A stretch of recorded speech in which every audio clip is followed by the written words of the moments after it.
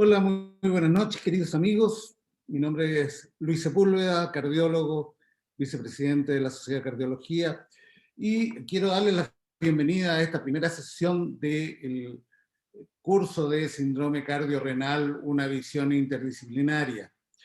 Eh, eh, Antes de partir, contarles que tenemos un sistema de preguntas y respuestas a través del chat. Por favor, incluyan las preguntas en ese icono para que podamos ir transmitiéndoselas a nuestros invitados la noche de hoy.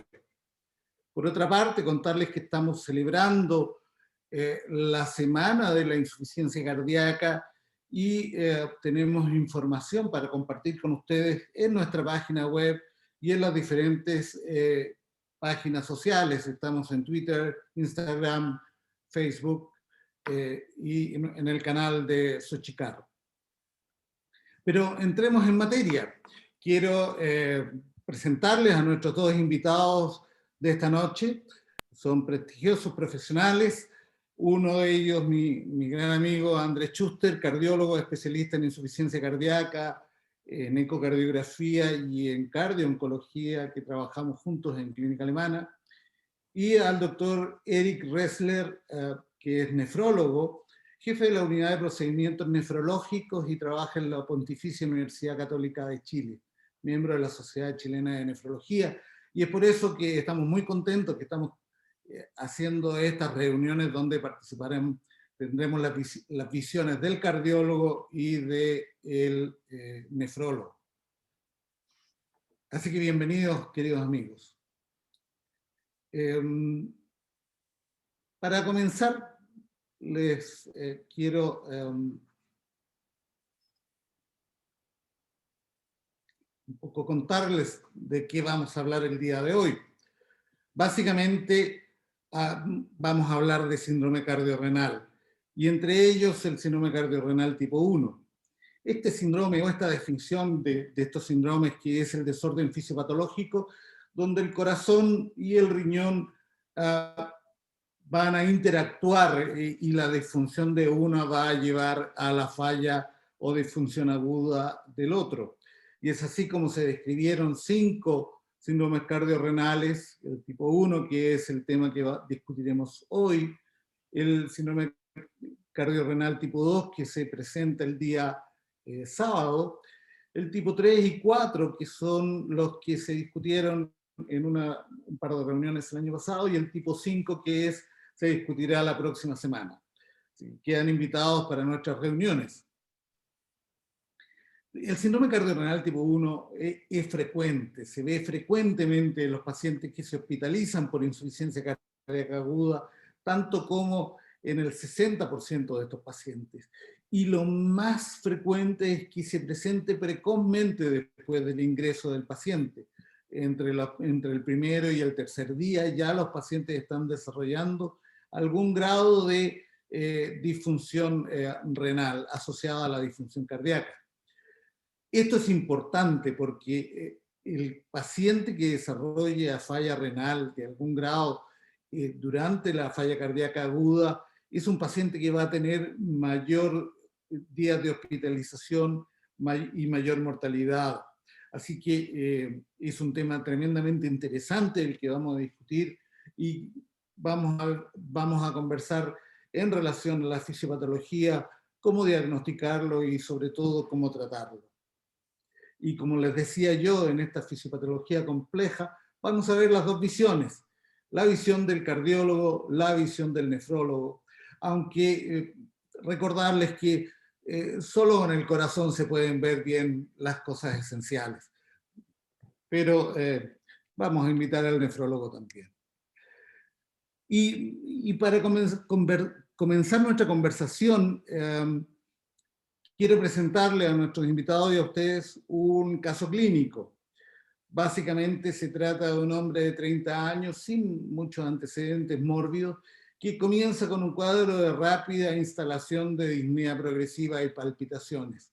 Consulta al servicio de urgencia y llega taquicárdico, hipotenso, pálido, con frialdad distal y con signos de signología fina en la auscultación pulmonar. Entre los exámenes destacaba una troponina elevada y un NT-proBNP también elevado. La función renal a ese momento del ingreso es normal. Este es el electrocardiograma que, como ustedes pueden ver, hay taquicardia sinusal y alteraciones difusas de la repolarización, pero nada que nos permita un diagnóstico claro. El paciente evolucionó con hipotensión progresiva, fue conectado a ventilación mecánica no invasiva y rápidamente requirió ventilación mecánica invasiva. Fue apoyado desde el punto de vista hemodinámico con noradrenalina y rápidamente invadido para tener un diagnóstico de lo que estaba pasando. Y ustedes pueden ver aquí los parámetros hemodinámicos muestran básicamente un capilar pulmonar elevado, una PVC también elevada y un índice cardíaco de 2. Por esto el paciente inició milrinona, pero a pesar de todo el manejo hemodinámico y cardíaco, la diuresis comenzó a caer y la creatinina empezó a elevarse. Este es el ecocardiograma del paciente.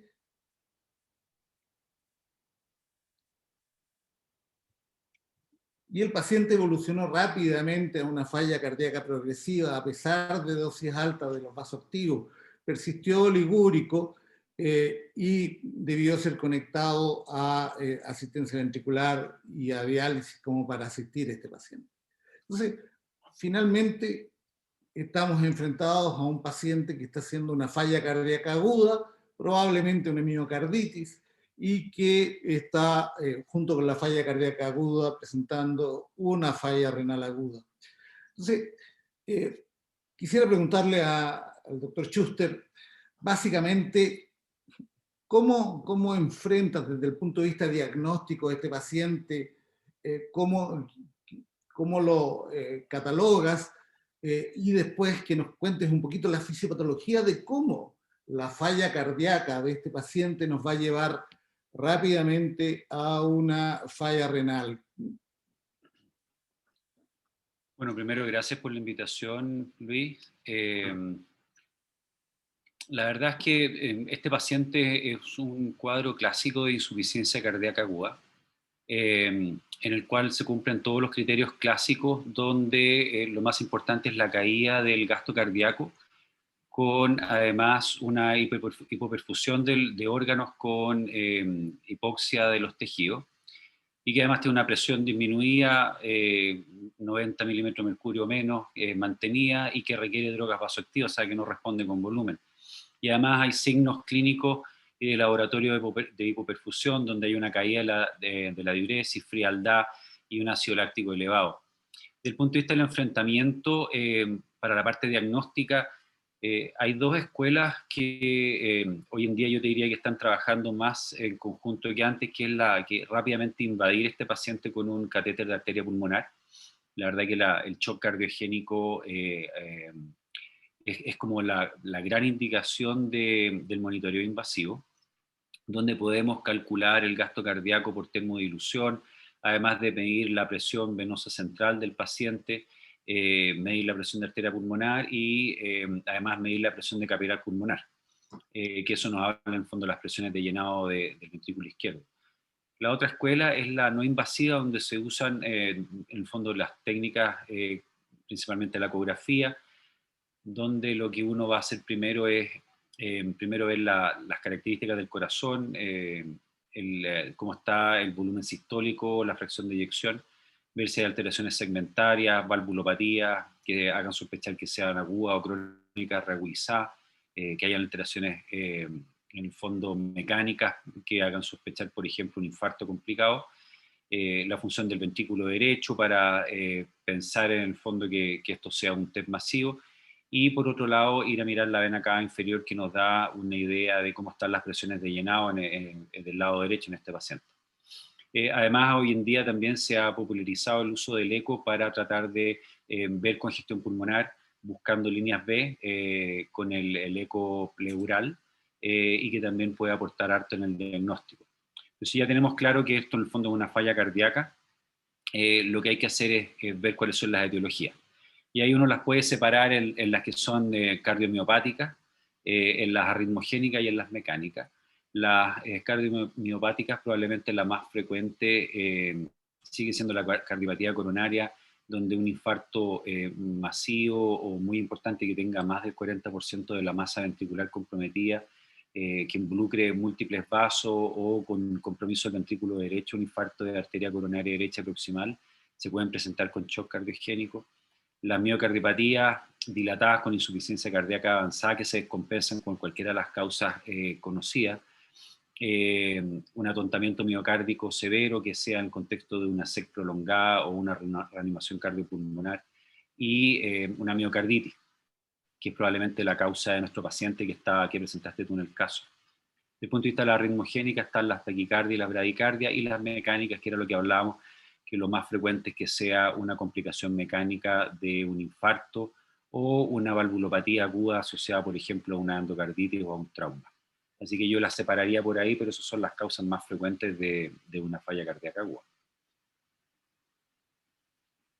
Desde el punto de vista de la fisiopatología, los elementos que obviamente son más importantes es una caída de la presión arterial, con una caída de la presión de pulso y una disminución de flujo a nivel del territorio vascular arterial, lo que activa rápidamente vasoreceptores y quimioreceptores. Y esto en el fondo lo que van a hacer es activar los distintos mecanismos del centro vasomotor, donde aumenta la actividad simpática y eso se traduce en niveles de noradrenalina y adrenalina elevados en el cuerpo.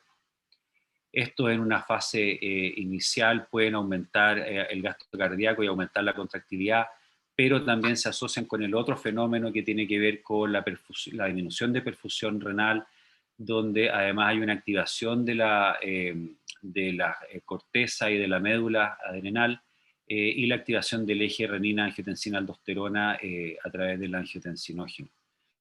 Todo esto en el fondo nos van a llevar a un aumento de la resistencia vascular sistémica, un aumento de la retención de agua y de sal, y eso en el fondo inicialmente puede mantener la presión arterial, pero nos van a llevar a una espiral que exacerba la disfunción ventricular y el daño, como vamos a conversar.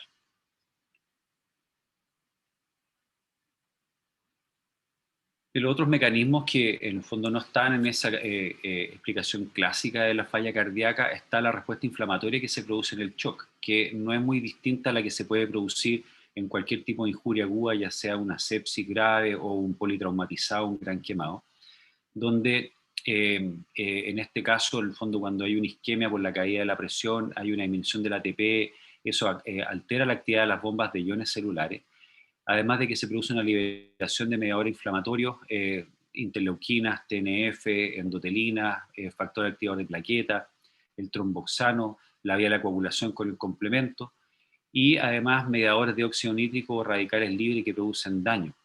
Esto puede generar una destrucción celular, trombosis microvascular que produce más isquemia de los tejidos, y sobre todo a nivel mesentérico yo diría que es importante porque eso puede favorecer la translocación bacteriana y agregar un componente inflamatorio por la vía infecciosa en estos pacientes.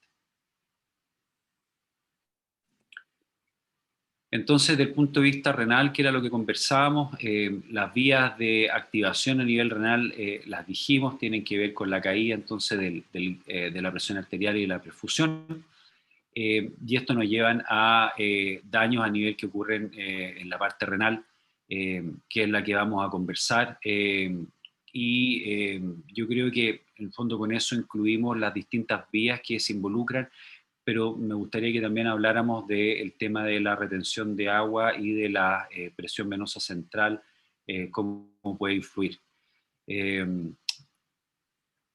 Yo creo que el fondo la gran pregunta, y es lo que nosotros tenemos que tratar de imaginarnos, este fenómeno que estamos viendo está dado principalmente por la caída del índice cardíaco, el gasto cardíaco, o sea, mientras más bajo el gasto en mi paciente, más comprometido va a estar el riñón, y la verdad es que los estudios que hay no apoyan claramente que este fenómeno sea solamente un tema de gasto cardíaco.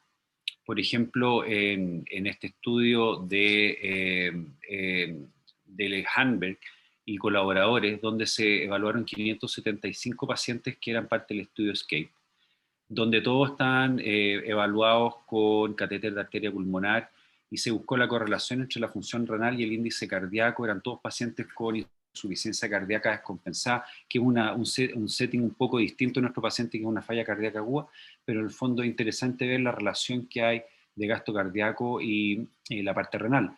Y evaluaron las velocidades de filtración glomerular, el nitrógeno ureico, una relación entre el nitrógeno ureico y la creatinina plasmática y la creatinina, y vieron que no había una diferencia significativa cuando separaban los pacientes en gasto cardíaco preservado, en gasto cardíaco levemente disminuido o con gasto cardíaco que estaba profundamente disminuido. No había ninguna diferencia en estos parámetros, así que por lo menos en ese caso de este estudio ellos no lo vieron. Y acá cuando vemos el plotting de la relación entre el gasto cardíaco, el índice cardíaco y la velocidad de filtración, vemos que no hay ninguna correlación lineal que sea significativa y es una curva plana, así que claramente este estudio no lo apoya. Y por otro lado, ellos evaluaron la respuesta a los diuréticos o la eficiencia a la terapia diurética separado entre gasto cardíaco muy disminuido o gasto cardíaco levemente disminuido, y vieron que tampoco no había ninguna diferencia significativa entre la utilidad del diurético independiente del gasto que tenga el paciente. Entonces ahora vamos a la otra pregunta, es ¿qué tiene que ver con nuestro síndrome cardiorrenal? El compromiso a nivel renal y la retención de agua y de sodio y de agua y el aumento de la presión venosa en nuestros pacientes. Sabemos que la adaptación neuromoral produce en el fondo la retención de líquido, y el estudio de Mullens de un grupo de la Cleveland Clinic evaluó 145 pacientes que tenían una insuficiencia cardíaca descompensada, todos con terapia guiada por catéter de arteria pulmonar. Y vieron cuál es la correlación entre el deterioro de la función renal en estos pacientes y la presión venosa central durante el tratamiento. Y este grupo, ¿qué es lo que ve? Es que al evaluar el deterioro de la función renal con presión venosa central, vieron una diferencia muy marcada cuando lo separaban en PVC normal, catalogada como menos de 8.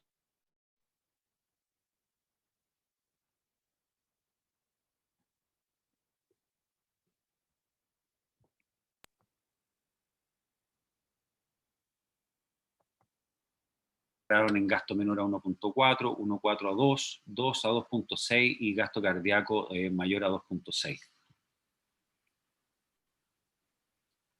Entonces, cuando plotearon en el fondo en una área bajo la curva la presión venosa central y la compararon con el índice cardíaco, ahí ustedes pueden ver claramente que el área bajo la curva de la PVC como predictor de falla renal en el contexto de insuficiencia cardíaca es mucho más útil que el índice cardíaco, donde la verdad es que no había ninguna utilidad desde el punto de vista predictor.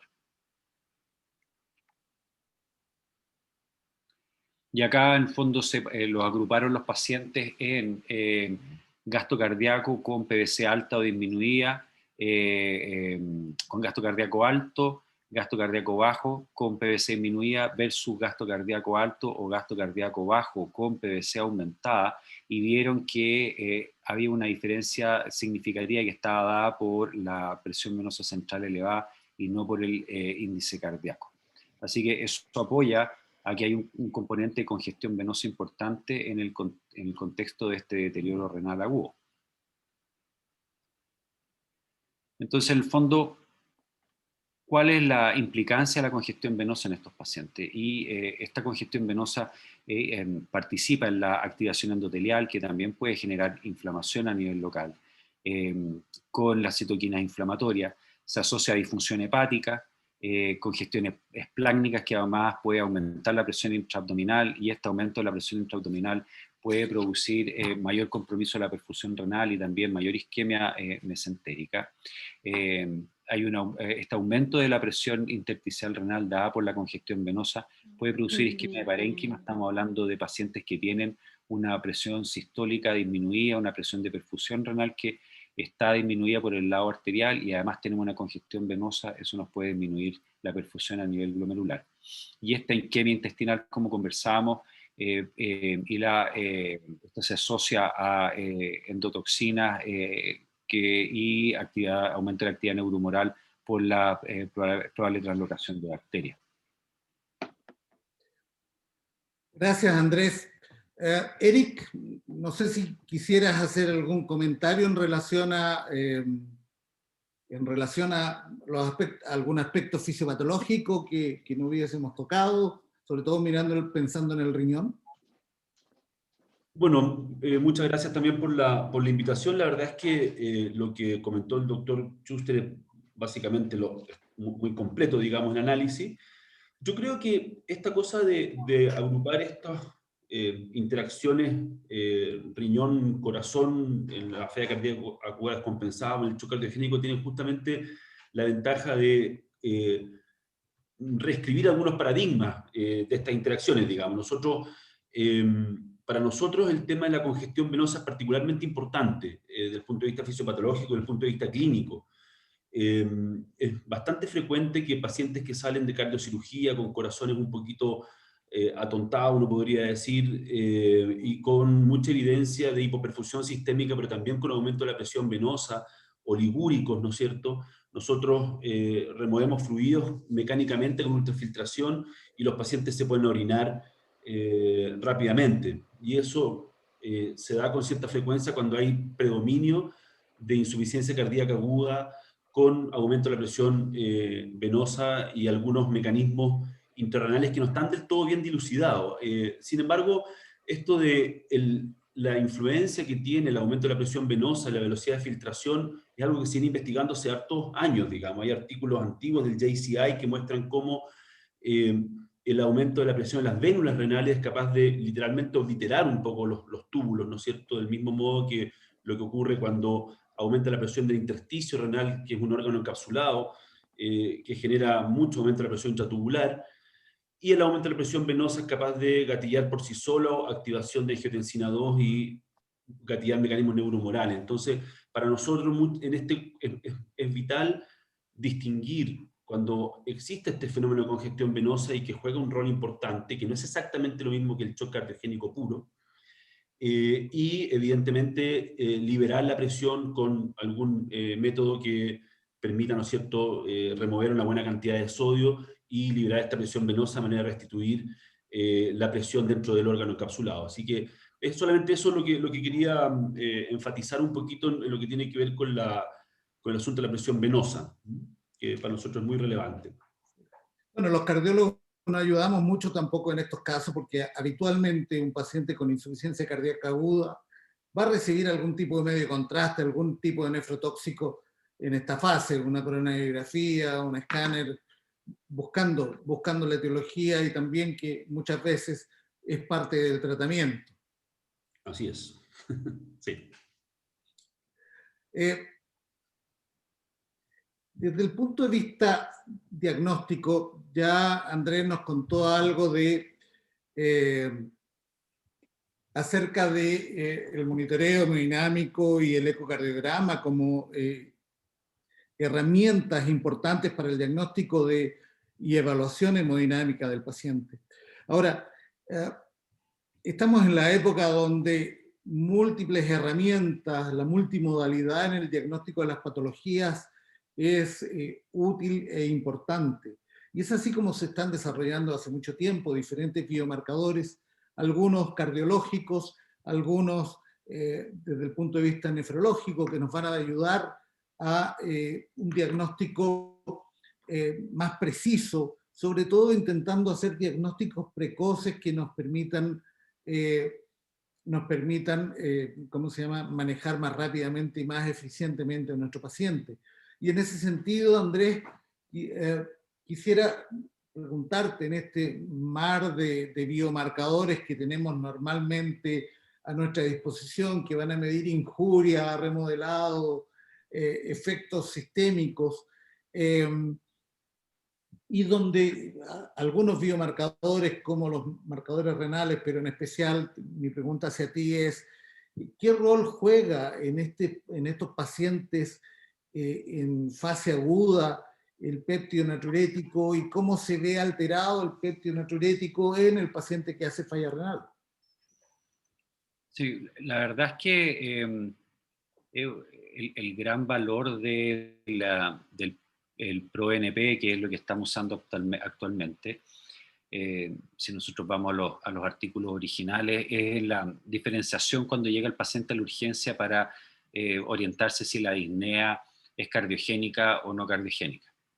Y tenemos actualmente además tablas donde separan los valores dependiendo del grupo etario. En gente joven se considera en general la mayoría del laboratorio alrededor de 125, 150 como el corte, y va aumentando en general con cada 10, 20 años. Desde el punto de vista de el rol del ProBNP, el BNP viene de un gen que está en el miocardio, y donde frente a una distensión importante, ya sea aguda o en fondo crónica, se produce la activación de este gen. De ahí se forma una preproteína, y de ahí se genera el ProBNP, que era lo que nosotros medíamos habitualmente antes. Pero después la medición ha ido cambiando progresivamente a la medición del NT-proBNP, que es el fondo el segmento terminal, que no es biológicamente activo, o sea, es inactivo, pero tiene una vida media más larga y es más estable en el tiempo para la medición. Del punto de vista del BNP, ¿qué es lo que es? Este péptido natriurético lo que hace frente a una distensión del músculo cardíaco, la activación del sistema simpático de la angiotensina, es actuar a nivel renal, donde produce una disminución de la renina, produce una disminución por lo tanto de la angiotensina 2 y aldosterona, y a nivel periférico vascular tiene un efecto vasodilatador. Esto en un riñón que está en condiciones fisiológicas razonables, tendría una respuesta produciendo natriuresis, en el fondo botando sodio y botando agua, que es el ideal. Nosotros no solamente queremos que el paciente pierda agua, sino que es fundamental tratar de sacar sodio del sistema, porque sabemos que se ha estado acumulando en el contexto de la falla cardíaca. Y yo te diría que para nosotros es útil en el tema agudo, primero cuando no tenemos claridad de cuál es el origen de la disnea del paciente cuando consulta, y también es un marcador de la severidad del cuadro. A BNP más alto sabemos que el compromiso miocárdico es mayor, y en el paciente crónico, obviamente, cuando llega descompensado en forma aguda, que también puede llegar con una falla cardíaca crónica reagudizada, el BNP elevado nos apoya también para saber que el origen es cardiogénico, ya que hay un aumento de la presión de llenado en ese ventrículo y por lo tanto hay distensión miocárdica y el BNP está alto. Así que nos sirve sobre todo para apoyarnos en el diagnóstico y también para ver la severidad del cuadro. Perfecto. ¿Qué nos puedes contar tú, Eric, de los biomarcadores en el síndrome cardiorrenal y en general en los pacientes con falla renal aguda? ¿Tienes apagado tu micrófono? Voy a compartir la pantalla para mostrar algunas diapositivas que les traje respecto de esto.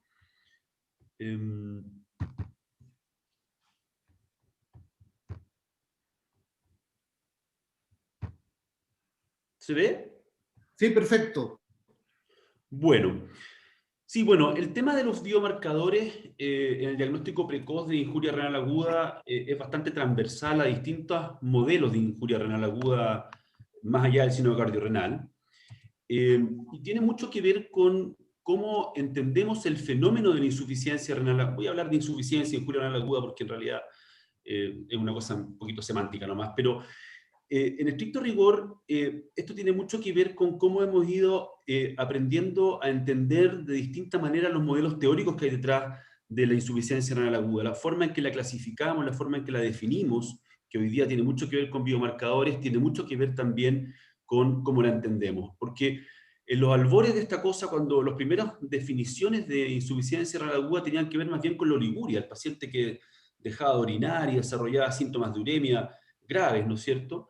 Y después empezó a aparecer la creatinina, lo que dio origen a una multiplicidad de definiciones, digamos, donde era muy difícil hacerse una idea de cómo definir prácticamente insuficiencia renal aguda. Hacia principios de los años 2000 había más de 35, 40 definiciones con distintos puntos de corte, ¿no es cierto?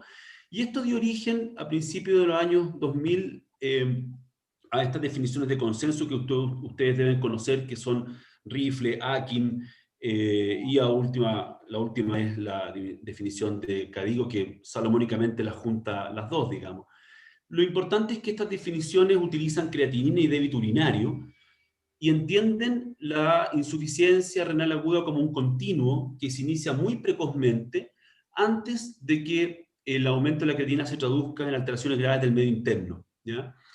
Y como efectivamente se define precozmente con etapas de muy alta sensibilidad y probablemente no tan alta especificidad, con pequeños movimientos de la creatinina, que en estudios, digamos, de fines de los años 90, principios de 2000, demostraron una asociación potente con mortalidad, es que se acuñó el término injuria renal aguda para, digamos, definir etapas en las que había muy pequeños incrementos de la creatinina y muy pequeñas y transitorias caídas del débito urinario, pero que brindan ventanas de oportunidad muy importantes para justamente tratar el shock cardiogénico, ¿no es cierto?, o eventualmente remover volumen, porque eso también a veces puede ayudar cuando hay mucha congestión venosa, ajustar dosis de medicamentos, sacar nefrotóxico, usar vasopresores, liberar presión intraabdominal y todas esas cosas inespecíficas que nosotros hacemos, que nos permiten evitar que el paciente vaya saltando de una etapa a la otra, ¿no es cierto?, con el consecuente aumento de la mortalidad, porque lo que sí está bastante bien demostrado en estudios epidemiológicos de toda índole, es que existe una relación de dosis-respuesta bastante estrecha entre la etapa de cualquiera de las definiciones de consenso que ocupemos basado en creatinina y débito urinario, ya sea Rifle, Akin o Cadigo, ¿no es cierto?, y la mortalidad, como pueden ver en uno de los últimos estudios epidemiológicos más importantes que tuvimos la suerte nosotros de poder participar. Sin embargo, lo que se critica fundamentalmente del biomarcador creatinina es que es muy tardío. Yo necesito que me caiga 50% la filtración glomerular para que la creatinina me suba al doble, ¿ya? Y entonces cuando la creatinina me sube mucho, probablemente estoy viendo eventos muy tardíos relacionados con la patología tubular. Las células se están muriendo o están desarrollando fenómenos de apoptosis, están obstruyendo los lúmenes tubulares, ¿no es cierto?, generando aumento de la presión intratubular, lo que conocemos como necrosis tubular aguda. Y entonces la creatinina, al ser un marcador funcional y no de daño estructural de las células tubulares, es tardío, y es dependiente de la masa muscular, y es dependiente de las drogas, y es dependiente del estado de volumen del paciente. Entonces hubo mucho interés en definir biomarcadores un poco más precoces, que lo que hoy día llamamos biomarcadores de daño, cuya expresión antecede a la muerte celular propiamente, y por tanto antecede al viraje de la creatinina. Y estos son los biomarcadores de daño que ustedes habrán oído hablar alguna vez, los más conocidos, el ENEGAL, la interleuquina 18, KIM-1, ¿no es cierto?, cistatina C. Ojo con la cistatina, que la cistatina también es un marcador de filtración glomerular, pero que es filtrado completamente por el nefrón, por el glomérulo, ¿no es cierto?, y reabsorbido en su totalidad en el túbulo proximal. De manera que cuando aparece en la orina es un biomarcador de daño y no de filtración glomerular. Aquí estamos hablando fundamentalmente de cistatina urinaria. Entonces, empezó a haber mucha investigación, fundamentalmente en pacientes cardiooperados, ¿no es cierto? Estos estudios del doctor de Barayán en población pediátrica cardioperada con ENGAL urinario y sérico, ¿no es cierto?, que demuestra cómo el ENGAL se eleva por lo menos 24 horas antes en aquellos pacientes que van a desarrollar falla renal, que son estos que están acá en azul, 24 horas antes de que se eleve la creatinina, que es el punto que estamos mostrando en esta barra de color azul también acá, eucalipsos. Entonces, biomarcadores muy precoces que anteceden al viraje de creatinina y que tienen una ventaja adicional, y es que predicen desenlaces clínicos bien potentes. Si yo tengo mi paciente que tiene el biomarcador positivo y la creatinina todavía normal, vale decir, tiene lo que llamamos una AKI subclínica, todavía no hay alteración de la filtración glomerular, ese paciente, por solamente tener el biomarcador de daño positivo, tiene más riesgo de morir en el hospital y más riesgo de requerir reemplazo renal. Y eso es súper interesante porque habla de los desenlaces clínicos que eventualmente están asociados a pequeños niveles de injuria tubular que todavía son, como digo, recién como repito, subclínicos.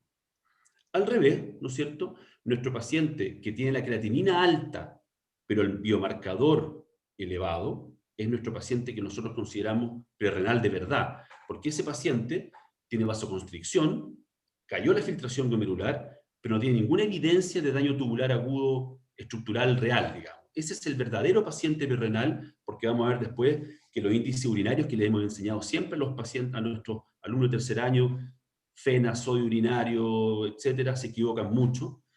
Ese paciente, ¿no es cierto?, va a morir, va a requerir menos reemplazo renal que aquel paciente que teniendo la creatinina normal tiene el GAL positivo. O sea, tiene un valor predictivo de desenlaces clínicos súper relevante y digamos que todavía no tenemos muy claro en clínica qué implicancia puede tener, pero les voy a mostrar algunas cositas que han aparecido últimamente en cardiorrenal.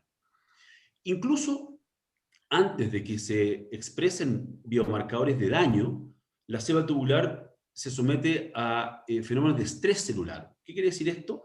Que frente al efecto de isquemia, de nefrotóxico, de, digamos, PAMS, ¿no es cierto?, como la endotoxina en la sepsis, o isquemia reperfusión en el cardiorrenal, por ejemplo, la célula tubular proximal expresa moléculas que inducen la detención del ciclo celular en G1, que son lo que hoy día llamamos, digamos, marcadores de detención del ciclo celular.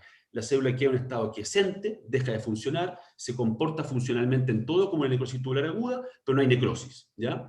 Y este es el famoso NephroCheck, ¿no es cierto?, el Tissue Inhibitory Metalloproteasa 2 y el Insulin Growth Factor Binding Protein 7, cuyo producto en orina, cuando es mayor de 0,3, tiene una muy buena correlación de sensibilidad y especificidad para predecir desarrollo de falla renal en los próximos 7 días.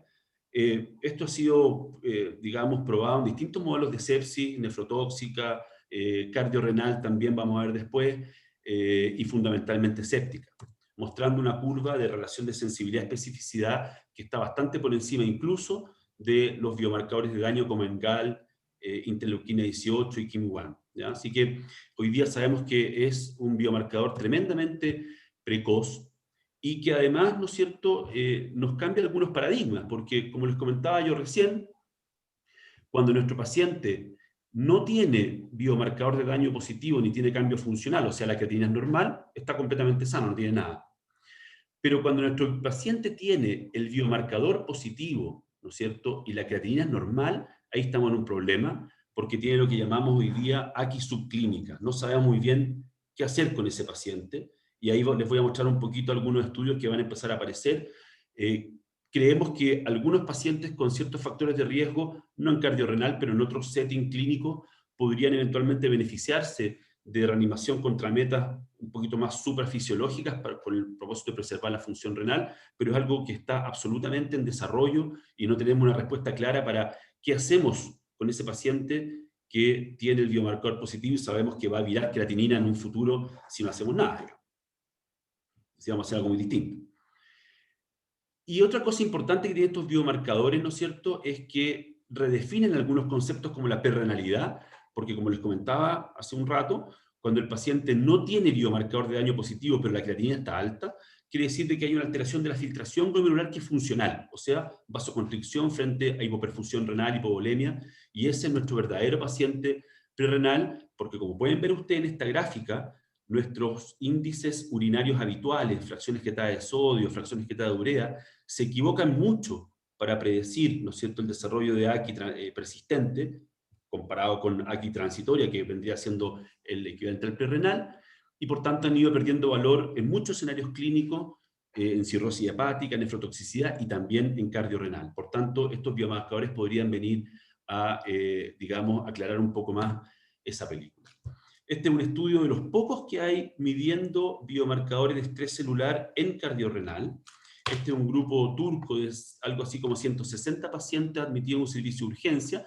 Hay un problema en la diapositiva, porque aquí no es contra voluntarios sanos, sino que ellos miden la relación entre digamos, el tissue inhibitor metaproteasa 2 y el insulin growth factor binding protein 7, que es el Nefrocheck, ¿no es cierto? Y tienen un nivel sobre 0.3 en el producto, significativamente más elevado en aquellos pacientes que desarrollan síndrome cardiorrenal comparados con aquellos que no desarrollan síndrome cardiorrenal tipo 1. Este trabajo tiene algunos problemas porque los pacientes tenían de entrada ya alguna alteración de la función renal, digamos, con una creatinina de 1.3 al inicio, pero evidentemente el aumento del Nefrocheck fue capaz de predecir qué pacientes iban a deteriorar función renal para cumplir el criterio que ellos arbitrariamente definieron como diagnóstico de cardiorrenal, que era el aumento de la creatinina de 0,5. El problema es ¿qué hacemos? ¿Qué hacemos si estamos con nuestro paciente cardiorrenal, lo vamos a tratar como lo tratamos habitualmente, y nos aparece el Nefrocheck positivo? ¿Qué hacemos? ¿Qué cosa distinta vamos a hacer? Y eso es lo que todavía no tenemos muy claro. Este es un estudio bastante interesante de un grupo alemán que utilizaron el Nefrocheck para definir qué pacientes cardioperados estaban en alto riesgo de desarrollar falla renal. Decidieron comparar la aplicación del bundle, que es una serie de recomendaciones muy generales de KDIGO, ¿no es cierto? Sacar un nefrotóxico, mejorar la perfusión renal, eventualmente monitorización hemodinámica, ¿no es cierto? Versus el estándar de cuidado habitual, y ellos vieron que la definición de pacientes de riesgo de desarrollar AKI, digamos, definida por el viraje del Nefrocheck, podía, digamos, motivar la adopción de este bundle de manejo, lograba reducir sustancialmente la incidencia de injuria renal aguda, digamos, comparado con los pacientes de manejo habitual, y también reducir significativamente la incidencia de injuria renal aguda moderada a severa con requerimiento de reemplazo renal. Así que probablemente la definición de paciente de riesgo, digamos, podría, si tenemos manejos protocolizados, específicos para ese grupo, podría ayudarnos a eventualmente reducir la incidencia de falla renal aguda al definir esta población.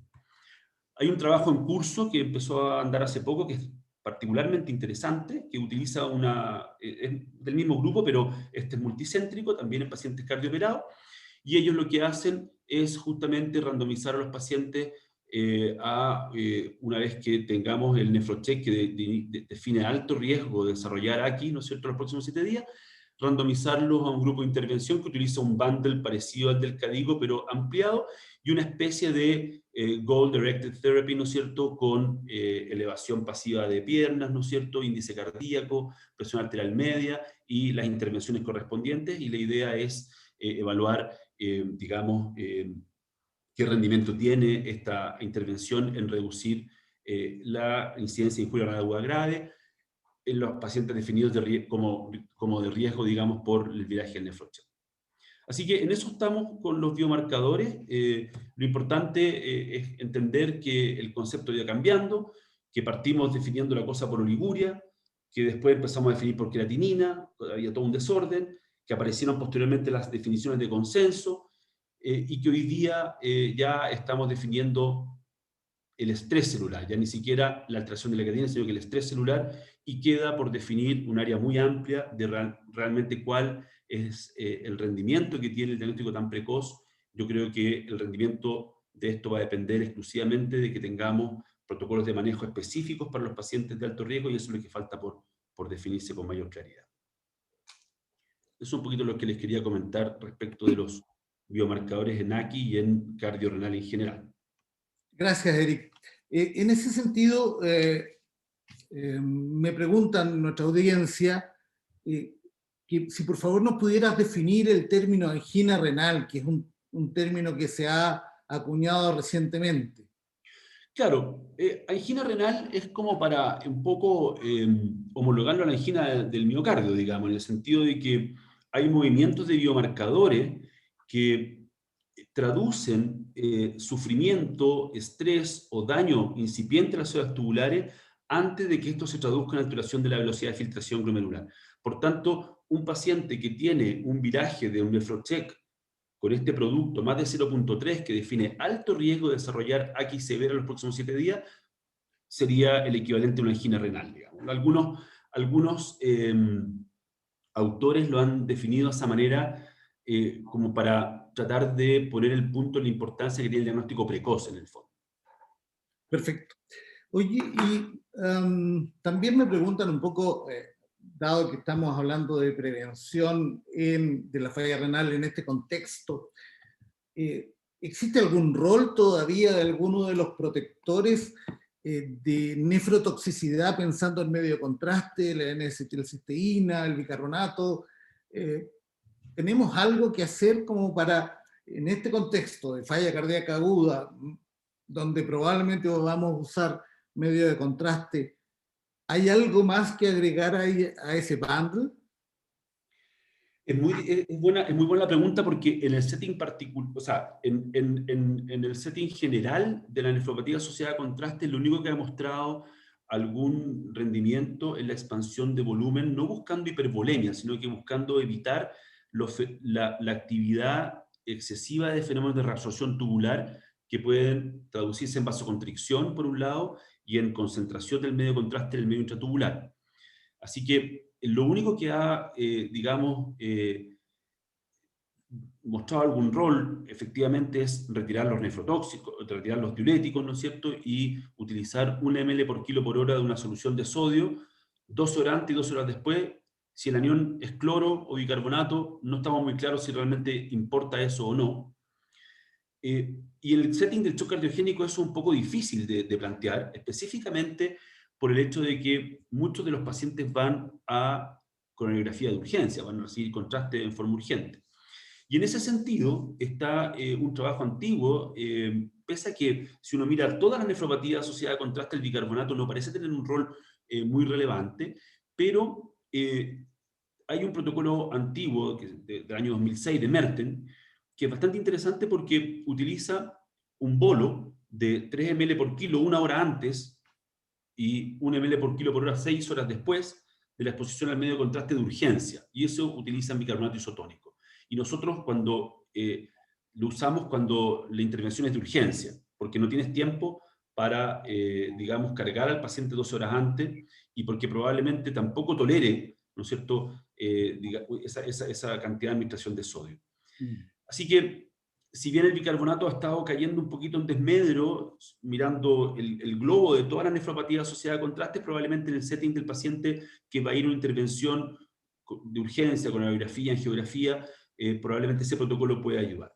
La N-acetilcisteína, que está también bastante en desuso, curiosamente las guías KDIGO la recomiendan, pero la recomiendan más bien como ante la duda actúe. ¿Por qué? Porque es barata, porque es completamente inocua y porque los estudios que son positivos, que son más o menos 1:2 con los negativos, o sea, hay el doble de negativos que positivos, pero los positivos muestran un beneficio bastante relevante, bastante sustancial.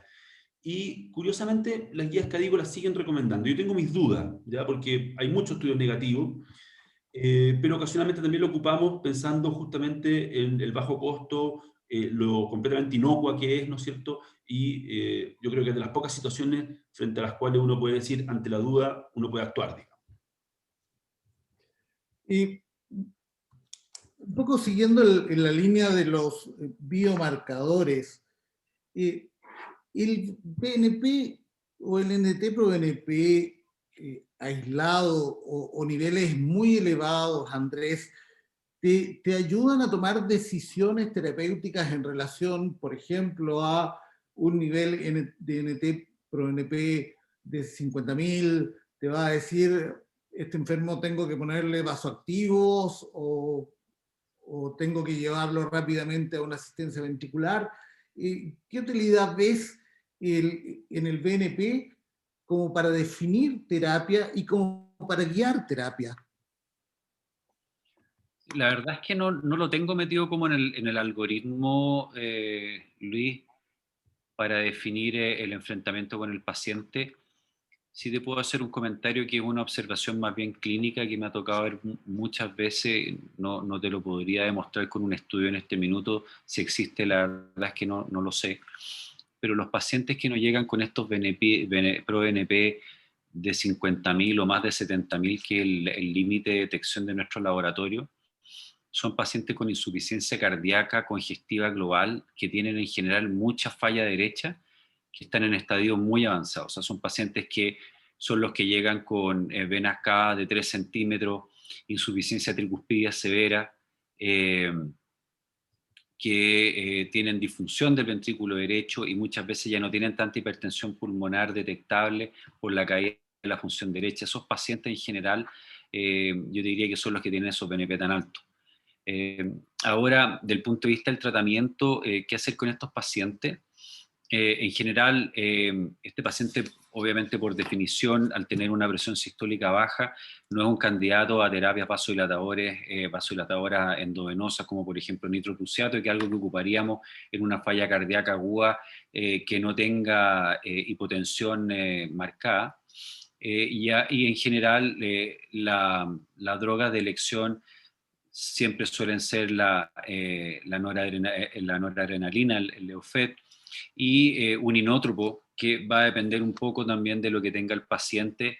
En pacientes que tienen hipertensión pulmonar, en general solemos usar más milrinona, que tiene un efecto vasodilatador pulmonar, y en los pacientes que venían en tratamiento con beta bloqueo también sabemos que la dobutamina puede ser menos eficiente por el efecto del beta bloqueo, que eso se demora unos días en desaparecer. Entonces probablemente el abordaje inicial sería con Leofet para mantener una PAM adecuada y una sistólica razonable, y una dosis de inótropo que sea necesaria para mantener un índice cardíaco sobre 2.2. Eric, me preguntan desde Venezuela, en realidad, que ellos, y nosotros tampoco, la verdad, no contamos con estos biomarcadores tan interesantes como el NGAL, y seguimos trabajando con la creatinina y el nitrógeno ureico. Entonces, ¿cómo podríamos en la práctica diaria tratar de aproximarnos a este paciente con angina renal y ya no llegar tardíamente? Claro, bueno, la verdad es que nadie está trabajando en clínica de manera rutinaria tomando decisiones con estos biomarcadores. Yo creo que la presión de la industria ha sido muy intensa para tratar de posicionarlos en la toma de decisiones, pero todavía no hay algoritmos de manejo que sean categóricos donde esté inserto alguno de estos biomarcadores muy precoces. Si uno quiere aproximarse a algo precoz o más precoz que la creatinina, una alternativa razonable que uno puede montar en un laboratorio normal, digamos, es la cistatina C. Nosotros medimos cistatina C en sangre en mi hospital, y es perfectamente factible medirla en orina. Como les comentaba yo recién, cuando el túbulo proximal empieza a exhibir elementos de daño funcional, antes de que haya apoptosis de las células tubulares, empieza a aparecer cistatina en la orina. Entonces, una cosa que si uno quiere hacer un diagnóstico precoz, la cistatina podría ser una alternativa. El NGAL podría ser una alternativa porque está, a mi modo de ver, bastante mejor validado que el NEFROCHECK en ese sentido, y es un poco más barato, porque el NEFROCHECK es tremendamente caro. La medición por paciente, una medición sale del orden de 80.000 pesos, así que es privativo para una estrategia de apoyo diagnóstico que todavía no tiene un rol real, digamos. O sea, para nosotros entretenido e interesante y todo, pero no tiene todavía un setting claro en ese sentido. Así que yo trataría, si de verdad quiero hacer diagnóstico precoz a un precio razonable y que sea más o menos accesible, yo trataría de montar cistatina C en orina, que es bastante factible, y explorar la posibilidad de NGAL, ¿ya? Aún así, el problema conceptual, insisto, no es si yo puedo o no diagnosticar precozmente la falla renal aguda en estos pacientes, sino que qué voy a hacer distinto digamos, para que el examen tenga un rendimiento. Perfecto. Y pasando lentamente de los biomarcadores a la terapia, ya algo nos contó Andrés. Obviamente el iniciar tratamiento hemodinámico, diagnóstico y terapéutico es tremendamente importante. es así como en shock cardiogénico secundario a un síndrome coronario, abrir el vaso culpable probablemente es lo que más va a marcar la evolución del paciente, más que todas las otras terapias de soporte. Pero ya que hablamos algo de vaso, o sea, de inótropos, Andrés, me preguntan, ¿qué experiencia tienes tú con levosimendan en este grupo de pacientes? ¿Y cuál sería tu elección, levosimendan o melrinona, para la fase aguda de la falla cardíaca? Sí, es una buena pregunta. En ese sentido, tengo que ser honesto que el que tiene más experiencia en levosimendan eres tú, en el fondo, cuando manejamos los pacientes con insuficiencia cardíaca en la unidad, por el fondo, donde yo me entrené, el levosimendan ni siquiera está aprobado por la FDA. Eh, Así que, en el fondo, la experiencia que he adquirido ha sido trabajando contigo en nuestra unidad, pero yo te diría que levosimendan en agudo lo ocupamos en general poco. Como el gran valor que le damos es a los pacientes que tienen insuficiencia cardíaca avanzada, que fracasan a la terapia vasodilatadora o que están con inótropos y no los podemos trasladar a vasodilatadores orales, donde la infusión con levosimendan sin bolo y con una velocidad de infusión dependiendo de la tolerancia y la presión que tenga el paciente, a veces nos puede ayudar a sacar el paciente del ambiente hospitalario, en el sentido de que podemos ganar algunas semanas, algunos pacientes incluso un par de meses, de mejoría de la función sistólica. Eso también los vasodilata un poco y logramos sacarlo de la fase aguda. Lo que sí me ha tocado ver es que el levosimendan en general no permite al paciente manejarlo en forma crónica y volverlo a vasodilatadores permanentemente, y vuelven a caer a su círculo vicioso y espiral de deterioro e insuficiencia cardíaca, y se transforman en lo que los americanos llaman el frequent flyer, que es el paciente que cae al hospital recurrentemente, y es donde uno ya tiene que considerar terapias avanzadas, si es que es indicado, por ejemplo, el resincronizador, si tiene indicación, o ya pensar en trasplante cardíaco o en asistencia ventricular izquierda de largo aliento, ya sea como cuenta trasplante o como terapia definitiva. Esta pregunta va para los dos en realidad, en el sentido de que los que tenemos más canas alcanzamos a usar y trabajar y enseñar los efectos de la dopamina a nivel de la diuresis y la natriuresis. ¿Tiene algún rol todavía la dopa diurética asociada a fármacos inótropos? No hablando de dopamina en dosis altas para manejar el shock, donde sabemos que tiene mayor tasa de complicaciones, sino que esta dopa diurética, estas bajas dosis de dopamina, asociado o no a otros inotrópicos. Yo te puedo comentar que por lo menos en el mundo de la insuficiencia renal aguda está proscrita para nosotros, ¿ya? Porque, pero es solamente nosotros sabemos que uno de los problemas importantes que tiene la dopamina es que incluso en voluntarios sanos, la correlación que existe entre la dosis prescrita y los niveles plasmáticos es muy mala. Y esa correlación pobre se empobrece aún más en falla renal aguda. Por lo tanto, la dosis que tú prescribiste como vasodilatadora renal puede terminar siendo ritmogénica o puede terminar induciendo isquemia intestinal, ¿no es cierto?, un montón de otros problemas. Además de eso, pareciera es un potente inhibidor de la bomba sodio-potasio TPasa y produce un poquito de estrés tubular, digamos, al aumentar la exposición de la célula tubular al sodio. Así que no ha demostrado para nosotros tampoco el fenoltopam, que en Italia lo usaban harto también, tampoco ha demostrado, digamos, rendimiento en términos de reducir la severidad, ni la duración de la falla renal, ni el requerimiento de reemplazo renal agudo. Así que también en nuestras pocas recomendaciones clínicas que tenemos, que son las recomendaciones KDIGO, está recomendado no utilizarla como manejo de la falla renal, digamos. ¿Algún rol ves tú en los pacientes cardiológicos, Andrés? No, la verdad es que, Lucho, la dopamina la vemos muy poco. Yo diría que a veces se deja en forma media de rescate para levantar frecuencia cardíaca en pacientes que no llegan con bradicardia asintomática, si no toleran el marcapaso externo o en el fondo hasta que le podamos poner una sonda marcapaso, pero la verdad es que no tengo recuerdo cuándo fue la última vez que la vi indicada como en el fondo para ayudar la diuresis, en el fondo como estimulante de la diuresis.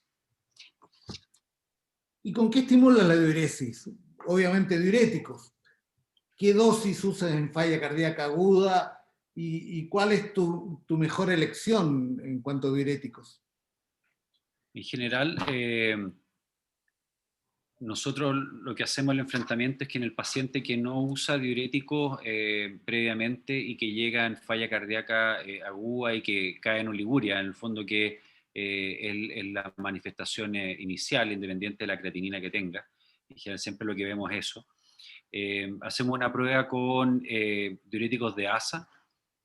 Nosotros el único diurético de ASA que tenemos disponible es la furosemida y le damos 80 miligramos endovenoso. Esos son en el fondo 4 ampollas de 20 miligramos.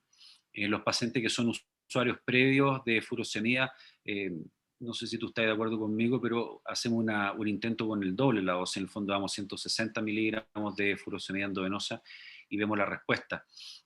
También a veces nos tentamos de dejarle tiacida. La tiacida más potente que tenemos nosotros es el Pavedal, la trazodona, y no tenemos otros diuréticos como por ejemplo la tiacida endovenosa que tienen disponible en Estados Unidos. Y cuando ya el paciente nos responde, lo primero que hacemos es llamamos a los nefrólogos que nos vengan a ayudar. Y en ese sentido yo tengo una pregunta a Eric, yo sé que él es bien fanático de la ultrafiltración, en el fondo, y lo ha dicho acá ya en la reunión, pero mi pregunta es si él cree en la experiencia que tiene y en lo que le ha tocado ver, si debiéramos llamarlos antes, en el fondo si vale la pena hacer esta terapia con dosis alta de furosemida cuando el paciente ya está cayendo en picada, o debiéramos llamarlos antes y evitar quizás los diuréticos en dosis alta en estos pacientes. Y la pregunta va también indicada cuál es el efecto deleterio o el daño que podríamos estar generando al ocupar esta megadosis de furosemida. Claro, mira, me gustaría compartir pantalla para mostrar justamente unas diapos que traje para hablar de ese tema, que es un tema que a mí me parece tremendamente interesante, porque justamente Andrés puso el énfasis en esta como pequeña controversia que han dado dando vuelta en los últimos años respecto de si cuando nuestro paciente con síndrome cardiorrenal, pero fundamentalmente dirigido al paciente con insuficiencia cardíaca aguda descompensada, desarrolla sobrecarga de fluidos relevante, ¿no es cierto?, si es pertinente intentar diuréticos o remoción mecánica, que son nuestras dos grandes alternativas, nuestra gran disyuntiva, digamos. Y como bien dijo Andrés, yo me declaro pro ultrafiltración por distintas razones que probablemente son más teóricas que con una gran evidencia. Pero la primera y la más potente es que la furosemida lo que hace es que bloquea mecanismos de concentración urinaria.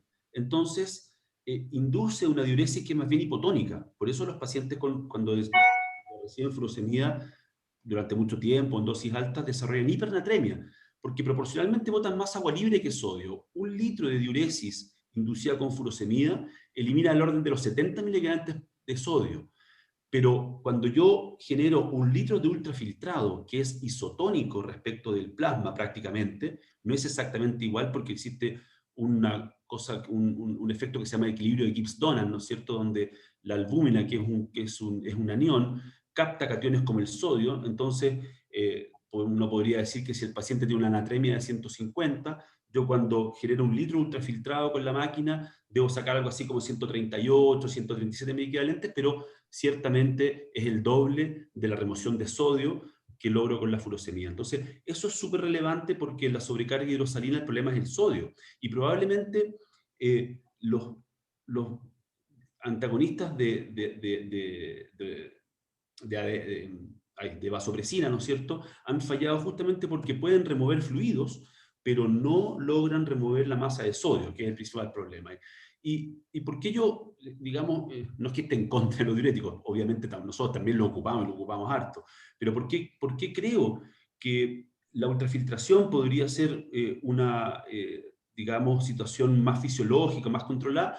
Bueno, básicamente porque la gran mayoría de los pacientes que se van de alta después de un episodio de insuficiencia cardíaca aguda descompensada siguen congestivos. No la gran mayoría, pero un 40%, pese a ocupar una buena cantidad de diuréticos, digamos. Los diuréticos, como les comentaba yo, generan diuresis hipotónica, que es responsable de buena parte de los problemas metabólicos, ¿no es cierto? Y al bloquear la llegada de cloro a la mácula densa, son capaces de activar mecanismos neuromorales, fundamentalmente la activación de renina, angiotensina, aldosterona. Entonces, como que los diuréticos podrían terminar agravando el problema de retención de sodio. Los pacientes desarrollan además resistencia a los diuréticos por distintos mecanismos, ¿no es cierto? No podemos titular la tasa de remoción de fluidos con los diuréticos como sí lo podemos hacer con el control volumétrico que tienen nuestras máquinas. Se asocian a importantes alteraciones electrolíticas y ácido básica, y hay algunos estudios randomizados interesantes que muestran beneficios relevantes de la ultrafiltración.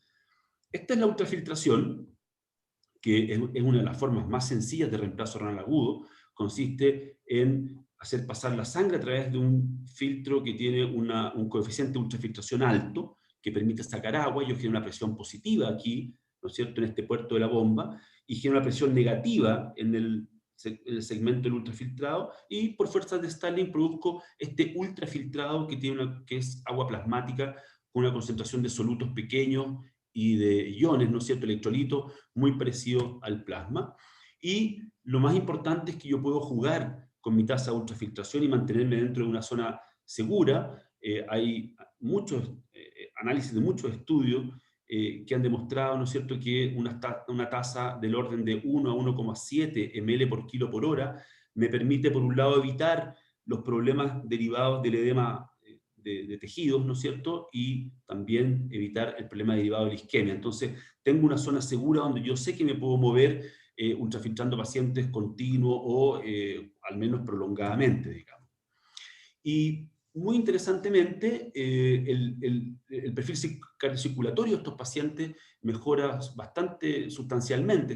Este estudio de Agostoni, que es un estudio clásico, ¿no es cierto?, que muestra cómo la presión del capilar pulmonar, la presión del ventrículo derecho, ¿no es cierto?, el gasto cardíaco mejora, y todo el perfil hemodinámico cardiocirculatorio de los pacientes sometidos a ultrafiltración controlada puede mejorar, con una mucho más alta tasa de remoción de sodio, evidentemente, ¿no es cierto?, como lo comentábamos en un principio, comparado con otras estrategias como los diuréticos, ciertamente más que los baptanos también, ¿no es cierto?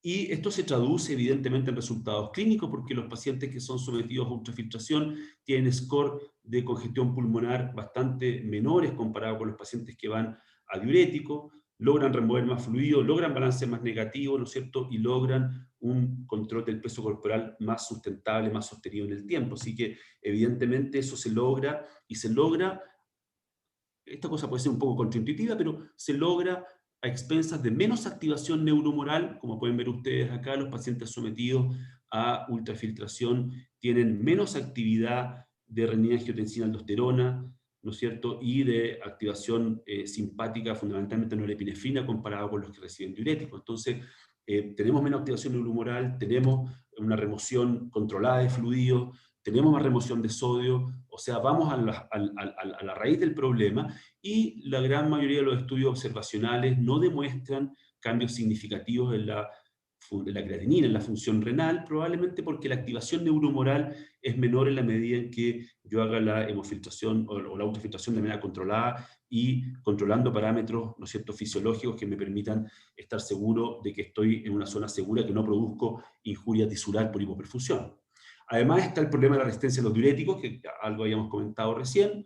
Es una de las grandes indicaciones para entrar a ultrafiltración, pero como justamente la pregunta de Andrés iba un poco antes que eso, y probablemente uno puede anteponerse a pacientes que tienen alto riesgo de desarrollar resistencia a los diuréticos, justamente conociendo cuáles son sus causas. Y ahí probablemente quizás uno tendría que entrar digamos, un poco antes a ultrafiltración, cuando hay una buena probabilidad de que el paciente desarrolle resistencia a los diuréticos, o cuando tenga condiciones metabólicas que lo pongan en alto riesgo de desarrollar complicaciones, digamos, metabólicas derivadas de los diuréticos. Y esta resistencia a los diuréticos no está muy bien definida, una definición bastante así como arbitraria, que quiere decir que básicamente es la imposibilidad de alcanzar el balance negativo que yo busco usando dosis máximas de diuréticos. Y está presente en una buena parte de los pacientes con insuficiencia cardíaca, llegando incluso al 30%, y las causas son múltiples. Pero fundamentalmente hipoperfusión renal, porque cuando yo hipoperfundo el riñón y el túbulo proximal reabsorbe mucho sodio, hay menos sodio disponible a nivel distal para donde actúan los diuréticos. Los diuréticos actúan, los que más usamos, que es la furosemida, actúan en el asa de Henle. Además, el uso, digamos, prolongado de diuréticos, incluso sobre el séptimo, octavo día, se asocian a lo que llamamos un breaking phenomenon, que es donde se activan mecanismos de reabsorción más distal de sodio, ¿ya? O sea, yo bloqueo el NKCC en el asa ascendente de Henle, pero se hipertrofia, digamos, el túbulo contorneado distal y el colector, ¿no es cierto?, donde está el transportador sensible a tiacida, donde está y donde están los ENaC, ¿no es cierto? Entonces, finalmente se terminan activando mecanismos de reabsorción de sodio y también mecanismos neuromorales, como estábamos comentando recién. La enfermedad renal crónica ciertamente también es una causa de resistencia a los diuréticos, entre otras cosas porque los diuréticos, la furosemida, ¿no es cierto?, que es la que más usamos, insisto, actúa por vía endoluminal, bloquea el NKCC por vía endoluminal, y es secretado hacia la luz tubular a través de los transportadores de aniones orgánicos. Y estos transportadores de aniones orgánicos, las toxinas urémicas que se acumulan, ¿no es cierto?, en la enfermedad renal crónica, compiten con los diuréticos por estos transportadores, y la actividad de los transportadores cesa en acidosis metabólica severa. Por lo tanto, cuando hay acidosis metabólica severa y cuando hay insuficiencia renal relativamente avanzada, también la efectividad de los diuréticos se ve disminuida. Y mostrarles un par de estudios randomizados que ustedes deben conocer bastante bien, el Unload de la doctora Constanzo, ¿no es cierto?, que donde 200 pacientes fueron randomizados a ultrafiltración, pero como estándar de cuidado, o sea, digamos, partiendo 200 ml minuto, o sea, 200 ml hora, perdón, de ultrafiltración, pero el clínico podía manejarla como quisiera versus diurético. Y lo que ellos vieron fue que básicamente a las 48 horas había una reducción muy sustancial del peso corporal en los pacientes que iban a ultrafiltración comparado con diurético, sin movimiento, sin diferencia importante en la creatinina durante un seguimiento a 90 días, ¿no es cierto? Y a los 90 días había más tasas de hospitalización o de rehospitalización en los pacientes con diuréticos comparado con los pacientes que fueron sometidos a ultrafiltración. En este estudio llegaron incluso a 500 ml por hora de tasa de ultrafiltración, que es una tasa bastante alta, y no hubo diferencias importantes en la creatinina, a diferencia de lo que ocurrió en el CARES, que fue el estudio que salió un par de años, varios años después, 2012, donde los pacientes fueron randomizados a ultrafiltración, pero fija, a 200 ml por hora. No había posibilidad de moverse de eso, y eran pacientes que venían randomizados de 12 días previos hasta 7 días posterior a la randomización, podían haber desarrollado falla renal aguda, por lo tanto una población de pacientes que sí venían con algún deterioro de la función renal previo. Lo curioso de este estudio es que el brazo que fue a manejo médico, no ultrafiltración, era un protocolo, digamos, muy flexible, donde se podían mover los inótropos, se podía pasar de manejo médico a ultrafiltración, digamos, se iban moviendo los vasodilatadores y los diuréticos dependiendo del estado de volemia del paciente y del volumen urinario, y en cambio el brazo de ultrafiltración era fijo en 200. Y eso, digamos, se tradujo en que un porcentaje no menor de pacientes en el lado de manejo médico recibieron inótropo, un porcentaje no menor de los pacientes en UF recibieron diuréticos a su vez por crossover, ¿no es cierto? Y lo que se vio fue que no hubo diferencias importantes en el cambio del peso desde el basal, pero hubo un aumento de la creatinina que resultó estadísticamente significativo, el orden de 0,3 en desmedro del grupo ultrafiltración. Entonces, es un estudio que es difícil de interpretar fundamentalmente porque los pacientes que fueron a rama de manejo médico recibieron más inótropo y eso pudo haber impactado en la creatinina, ¿no es cierto?, en algún momento del seguimiento. Y el otro estudio interesante, el CURE, que apareció el año 2014, el estudio europeo, 56 pacientes, también randomizado a una estrategia de ultrafiltración continua entre 100 y 500 ml por hora, y no hubo diferencias importantes en la creatinina, no hubo diferencias importantes. El seguimiento a 90 días fue más estable la velocidad de filtración en el grupo que fue sometido a ultrafiltración comparado con diuréticos, pero lo importante es que hubo un importante beneficio en términos de rehospitalización al año en el grupo que fue ultrafiltrado comparado con el grupo de diuréticos, y el desenlace combinado de muerte y hospitalización al año también favoreció sustancialmente al grupo de ultrafiltración comparado con él. Entonces, hay algunos beneficios teóricos que parecen traducirse en un beneficio clínico, digamos, ¿ya? Así que yo creo que no es que los diuréticos no se puedan usar, ni mucho menos, pero yo creo que la ultrafiltración tenemos que integrarla al protocolo de manejo de la sobrehidratación, ciertamente, porque tiene ventajas teóricas sobre los diuréticos. Debe considerarse en los pacientes que tienen resistencia a los diuréticos, pero también, y esto respondiendo un poco a la pregunta de Andrés, tenemos que anteponernos a aquellos pacientes que tienen o bien alto riesgo de desarrollar resistencia a los diuréticos, falla renal, ¿no es cierto?, o los pacientes que tienen alto riesgo de desarrollar complicaciones de los diuréticos, paciente que entra con alcalosis metabólica, paciente que entra con trastornos del sodio, del potasio, que tiene alguna arritmia, ¿no es cierto?, y que el diurético puede exacerbar ese problema, o pacientes que tienen una velocidad de filtración muy baja, que sabemos que el diurético va a hacer poco en una situación de sobrecarga hidrosalina, y que además la ultrafiltración podría acoplarse a reemplazo renal agudo y manejar toxicidad urémica, etc. ¿Ya? En esos escenarios clínicos uno podría considerar su uso un poco más precoz. Se me fue la última. Y, por supuesto, la modalidad de ultrafiltración que vayamos a utilizar, la tasa de ultrafiltración y cómo monitorizar las variables hemodinámicas debe ir individualizado a cada paciente, y ciertamente que los costos y las variables logísticas hay que ponerlas en la ecuación porque evidentemente esto es bastante más caro que los diuréticos. Pero no creo yo que el diurético no haya que ocuparlo, ni mucho menos. Nosotros también lo usamos mucho, hacemos test de furosemia a los pacientes oligúricos, ciertamente, pero creo que tenemos que considerar, ¿no es cierto?, eventualmente a veces en forma más precoz, el meter la ultrafiltración cuando en los escenarios que acabamos de conversar. Es un poquito lo que les quería comentar sobre nuestra visión respecto de esta digamos, disyuntiva que hay entre los diuréticos y la ultrafiltración. Gracias, Eric. Andrés, me preguntan mucho qué hacer mientras esperamos al doctor Ressler, que llegue con la UEF. Furosemida en bolo, furosemida en infusión continua. ¿Qué nos ha mostrado la evidencia? Y después, Eric, ¿qué piensas tú de esta misma terapia, bolo o infusión continua? ¿Qué va a ser menos tóxico? Andrés.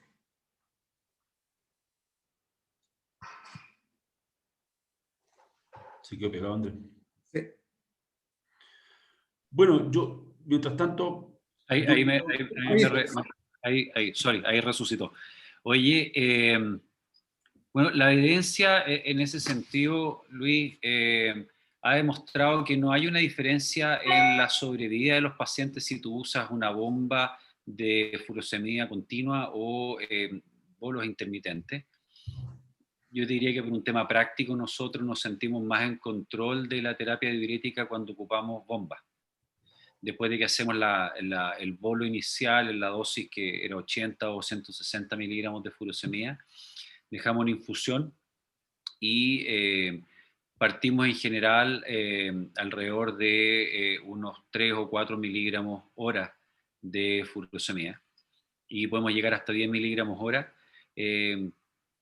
Toxicidad desde el punto de vista de audición o hipoacusia inducida por furosemía por toxicidad aguda. La verdad es que me ha tocado ver solamente 2 veces en mi vida, y ha sido en el fondo asociado a uso de dosis muy alta de furosemida durante un tiempo prolongado en un paciente con falla cardíaca. Yo creo que en esos pacientes sí hubiéramos tenido incorporado terapia de ultrafiltración más precoz, no hubiéramos ahorrado harta dosis de furosemida y probablemente toxicidad. Pero eso es lo que hacemos. Y quería recalcar un punto que decía el doctor Resle, que tiene que ver con la tasa de rehospitalización de insuficiencia cardíaca en los pacientes que nosotros mandamos para la casa. Y ahí probablemente los dos valores, los dos elementos más importantes que han demostrado ser los cardinales es el paciente que no entiende la terapia o que no la sigue, que en el fondo que el tema de la educación no ha sido adecuada desde el punto de vista no solamente de los fármacos, sino que del control de la dieta, la ingesta de sodio, del peso diario para detectar precozmente cuando están subiendo de peso por retención de agua, además del tratamiento que sea adecuado y que se lo tomen bien, pero sobre todo que los pacientes se van para la casa con el tema de la bulimia no resuelto. Y yo creo que con mucha frecuencia nuestros pacientes se van hipervolémicos todavía para la casa, y se han hecho estudios con ProBNP para ver si es que la medición de ProBNP prealta ayuda a eso, y se ha visto que la terapia guiada por ProBNP desde el punto de vista de la dosis del tratamiento o también para definir si el paciente está en condiciones de alta, por desgracia no sirve. No nos ayuda a tomar la decisión y hay que ocupar los otros parámetros, que es el examen físico y eventualmente los parámetros con imágenes como la vena cava, para no estar ocupando presión venosa central invasiva. Así que es un tema súper importante para tenerlo incorporado en el manejo de estos pacientes, una vez que logramos sacarlos del tema agudo y pensar en un plan de alta y el fondo de manejo domiciliario. Una pregunta, Eric. Andrés nos mostró que desde el punto de vista fisiopatológico, el shock cardiogénico, el paciente con falla cardíaca aguda grave, no solamente tiene trastornos hemodinámicos, sino que también hay activación de citoquinas y cascadas inflamatorias. ¿Algún rol de los diferentes sistemas de reemplazo renal en este contexto, que se usa bastante en shock séptico y en algunas otras patologías? Sí, es una súper buena pregunta, porque todo el tema, este mundo de la inmunomodulación en shock séptico o en cuadros inflamatorios graves, tormenta de citoquina, etcétera, tiene el gran problema que no sabemos definir un fenotipo de paciente que se beneficie, ¿ya? Hay algunos trabajos con filtros de Catofa alto, qué sé yo, que muestran que una alta carga de citoquinas podría predecir, un alto nivel de interleuquina 6 podría predecir pacientes que al inmunomodularlos con terapias extracorpóreas pudiesen mejorar la condición hemodinámica. Pero si bien en el caso del shock cardiogénico evidentemente hay algún, digamos, rol de las citoquinas proinflamatorias fundamentalmente en estas situaciones de isquemia de reperfusión o eventualmente translocación bacteriana, como comentaba muy bien recién Andrés, no tenemos un así burden de citoquina así tremendo que haga deseable necesariamente inmunomodularlo.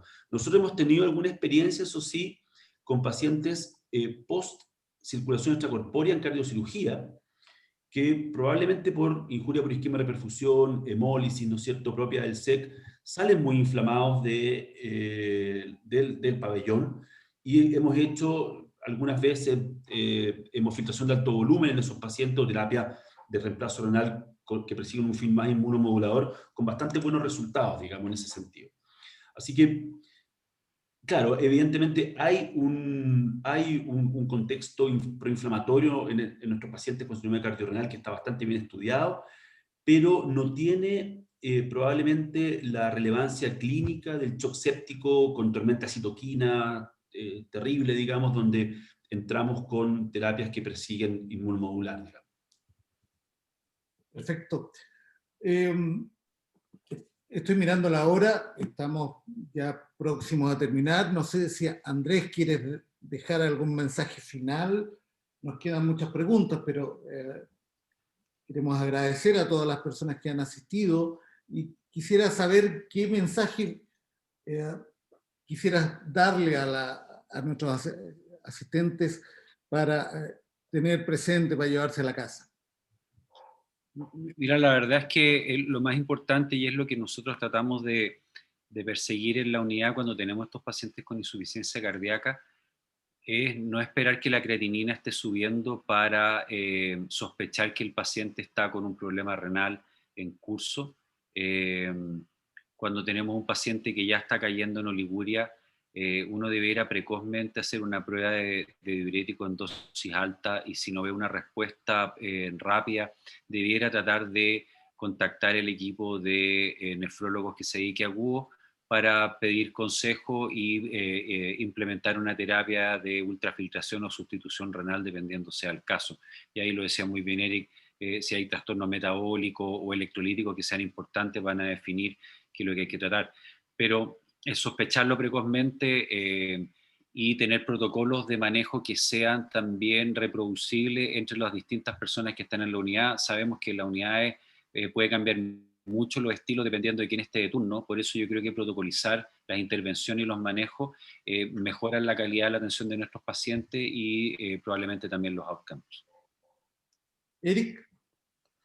Sí, un poco en la misma línea de Andrés. Pienso que, claro, toda esta cosa de los biomarcadores que persiguen, digamos, un diagnóstico bien sofisticado, caro y un poco engorroso, muy precoz de la falla renal aguda, eventualmente uno pudiera clínicamente estar en condiciones de predecir escenarios clínicos donde hay un buen riesgo de que el paciente vaya a tener función renal o que no vaya a, digamos, tener una respuesta satisfactoria a los diuréticos, ¿no es cierto? Y la capacidad que tengamos de anteponernos a esos escenarios clínicos es justamente lo que podría eventualmente marcar la diferencia en el pronóstico de estos pacientes. Así que hay mucho de arte en esto, yo creo, en ese sentido todavía,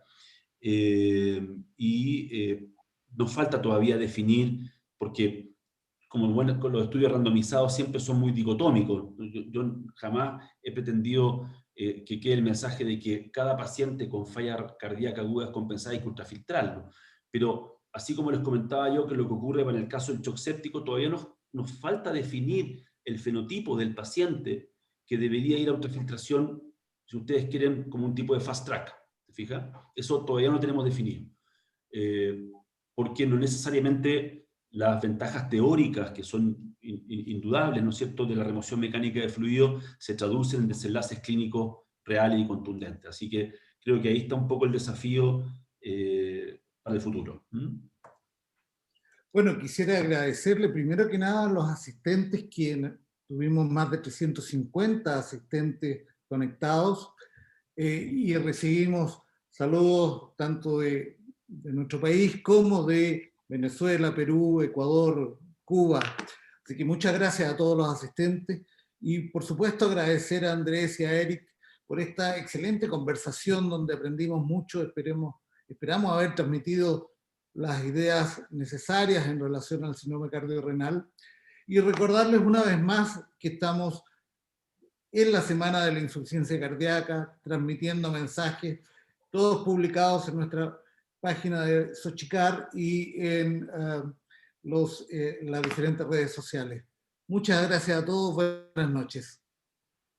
Chao, muchas gracias, que estén muy bien. Muchas gracias, que estén Chao, bien. chao Luis. Adiós. Chao, muchas gracias.